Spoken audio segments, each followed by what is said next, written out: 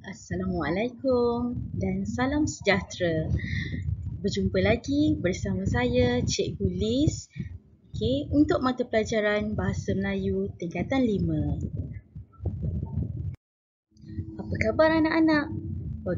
Jangan lupa keluarkan modul kebabung muka surat 78, praktis 4, bahagian A, individu. Hari ini kita nak buat kemahiran bertutur dan membaca.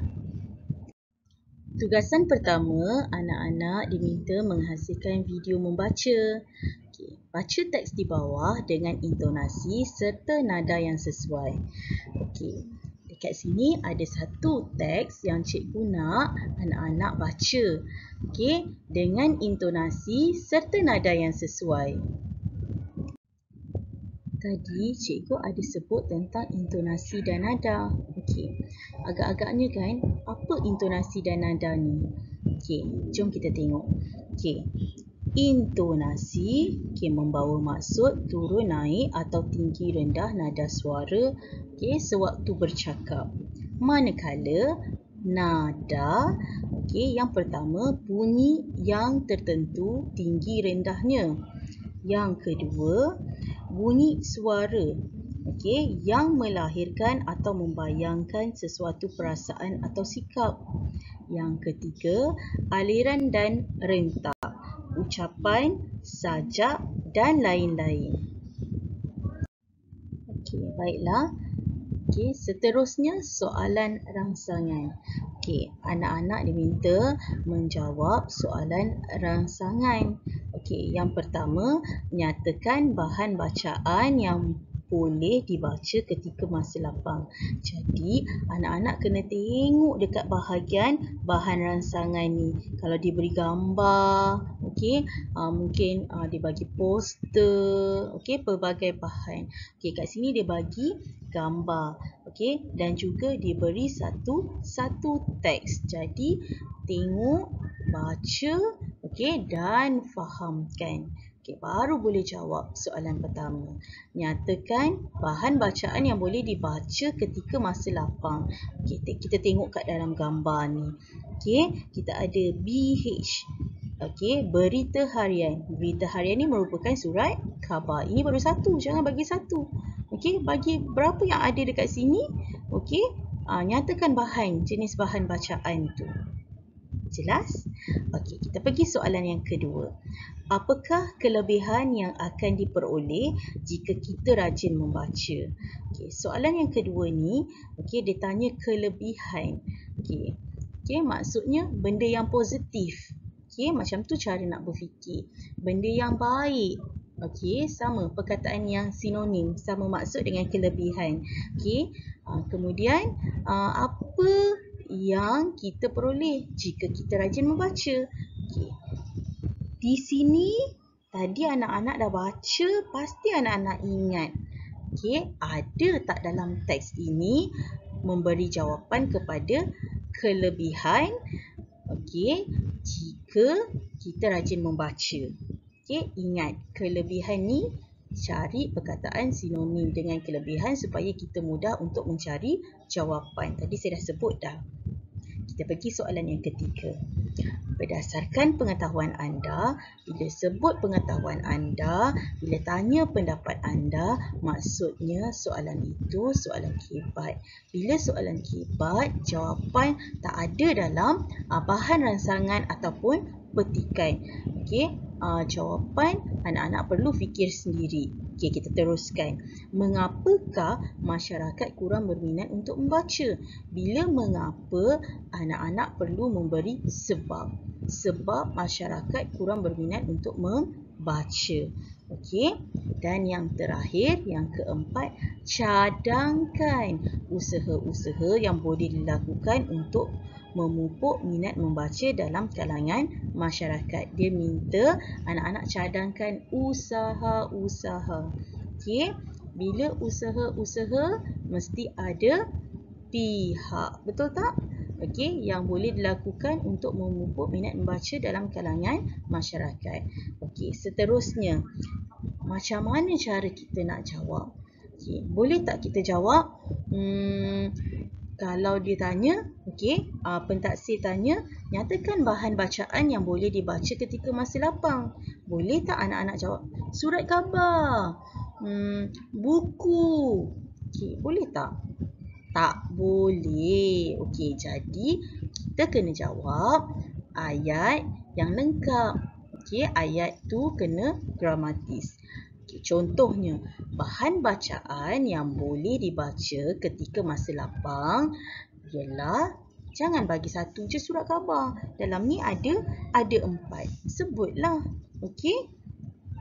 Soalan yang kedua, apakah kelebihan yang akan diperoleh jika kita rajin membaca? Buang kata tanya apakah ini. Ambil kehendak soalan. Kelebihan yang akan diperoleh jika kita rajin membaca ialah, barulah berikan jawapannya. Jelas? Saya harap saya telah membantu anak-anak untuk mendapat idea bagaimana cara nak menjawab soalan rangsangan. Jadi, apa yang perlu anak-anak buat? Saya di sini anak-anak ya. Saya perlu yang pertama baca. Baca teks yang diberikan. Baca berulang kali. Cuba dulu. Baca dengan intonasi, nada yang betul. Barulah nanti record. Baca dulu yang pertama. Yang kedua, dah baca, cuba menjawab 4 soalan rangsangan. Pastikan anak-anak jawab soalan menggunakan ayat yang gramatis. Seterusnya, yang ketiga, bila dah selesai baca, dah selesai jawab, dah cuba dahulu, dah yakin, dah bersedia, kena hasilkan video yang menarik. Bukan voice tau, bukan hantar suara saja. Kali ni saya nak anak-anak hasilkan video yang menarik. Ikutlah kreativiti. Kalau dia cerita tentang membaca, mungkin anak-anak nak pegang buku untuk membaca. Rakam video bacaan dan menjawab soalan berpandukan bahan rangsangan dan teks yang diberikan tadi. Dah selesai, dah rakam video yang menarik, dah puas hati, baru hantar tugasan, hantar dalam grup Telegram Bahasa Melayu kelas masing-masing. Jelas? Semua video anak-anak cikgu akan rekodkan sebagai pentaksiran bilik darjah PBD. Selain daripada itu, cikgu juga nak berikan anugerah video terbaik setiap kelas. Apa hadiahnya? Yang pertama, tambah nilai RM10. Yang kedua, video terbaik akan cikgu kongsikan di YouTube Cikgu Liz. Hai, Assalamualaikum warahmatullahi wabarakatuh. Jadi hari ini saya nak tunjukkan bagaimana untuk memuat turun aplikasi teleprompter bagi pengguna iOS. So, anda boleh pergi kepada Apple Store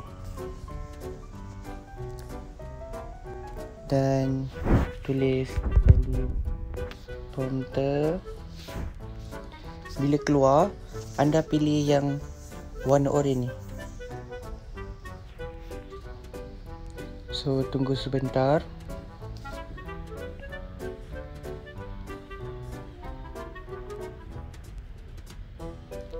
Okey, dah siap. So, boleh buka aplikasi ni seperti biasa.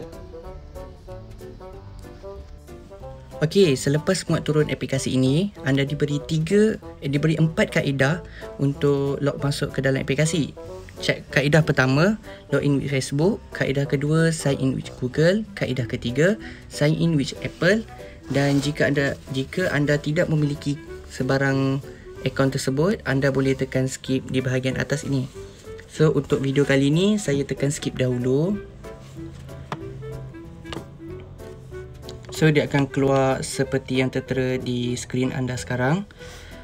Jadi, untuk anda tulis skrip anda perlu tekan gambar pensel di bawah ni dan just tulis je skrip apa yang anda nak cakapkan. So boleh type ataupun copy paste saja daripada Google atau mana-mana medium. Okey, lepas tu tekan save. Nanti akan keluar skrip kita dan kamera. So anda boleh start record video anda. So jika dia punya kelajuan ni, scroll dia ni laju, anda boleh kontrol dia melalui bawah ni. Ada simbol kat bawah ni kan, scroll speed tu. So just tekan minus untuk bagi dia lambat. Okay, so macam ni mari kita cuba. Okay, dalam kiraan 5. Pada zaman dahulu, di sebuah hutan, terdapat seekor binatang yang sangat cerdik bernama Sang Kancil. Sang Kancil merupakan tempat untuk mengadu bagi binatang-binatang yang lain sekiranya ditimpa musibah. Oleh itu, Sang Kancil sangat terkenal di seluruh rimba.